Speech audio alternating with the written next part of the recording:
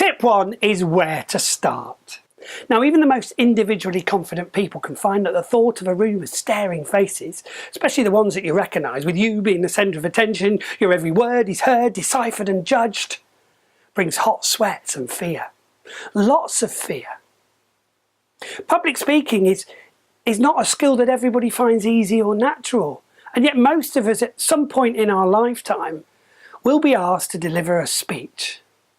It might be at a party, it might be in your workplace, at a wedding, or even for a living. And this can seem a really daunting task. Where do I start? What do I say? Do I have to be funny? Can I use a script? What if I mess it up? These are all valid and relevant fears, and yet they don't need to be fears.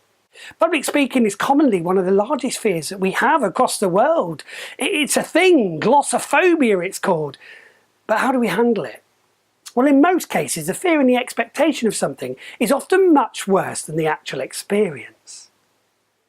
We build up those negatives so much that it's like building a wall of fear. Each worry or negative adds another brick to the wall, and it becomes much harder to break through.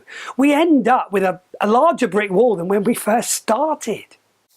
In this first tip, which stands for tutorial in presentation, I'm going to give you 5 no's.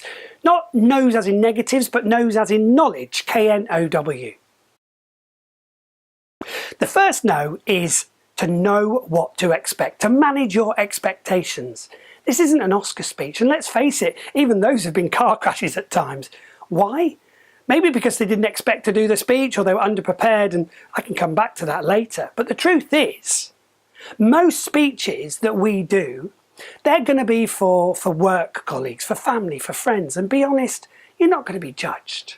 On the contrary, most audience members, even if you're a stranger, are going to be rooting for you.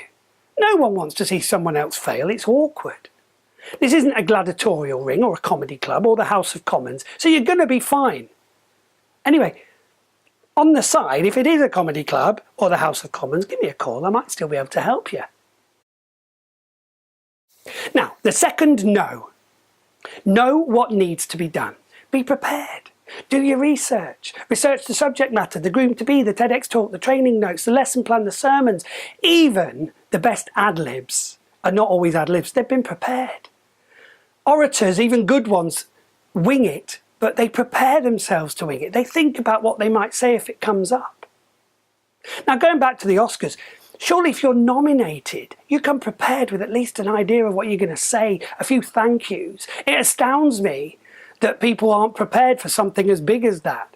A teacher once told me, fail to prepare, prepare to fail. Now, the third no is to know your message. What are you wanting to say? What are the key points? Keep it simple. Imagine that your message is on train tracks. Stay on the track. Stay on message, and if you detour, come back. Come back to where you left. It's very easy to lose track, quite literally, or you lose point, and sometimes you can lose the audience. So, whatever your subject is, a person, an idea, whatever, don't be afraid to find out more about it. Talk to the person themselves. And if it's something you don't know much about, then do your research. Use the right words. I got into cycling commentary about 10 years ago, and it was a sport that I knew nothing about. But with a bit of research and the ability to blag, I pulled it off. Partly because of my energy and my personality, but also because I learned the right words. Jargon, buzzwords, learn them. Make sure you use them in the right context or you're going to look silly.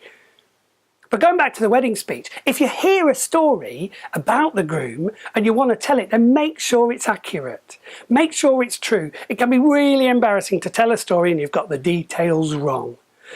I actually saw a corporate speech where the facts that the person told were out of place.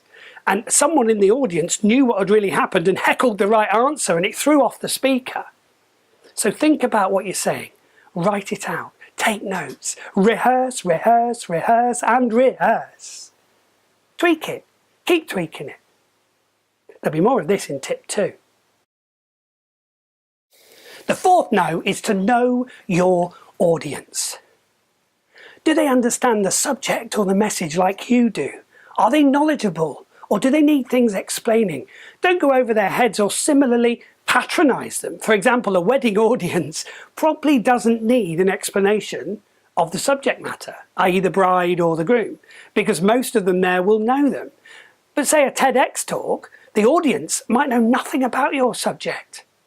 So make sure that they know what you are trying to say. The fifth no is to know yourself. Now, we're not Eric Morecambs, we're not all Barack Obamas or born entertainers, and that isn't the aim here. The aim is to deliver a talk or a speech with clarity and content. Think of what your strengths are, your personality, your knowledge, your understanding of the subject, or your connections. Whatever they are, use them. This is you being you, and the best you in the world is you. So that concludes tip number 1. And the next tip is all about to script or not to script.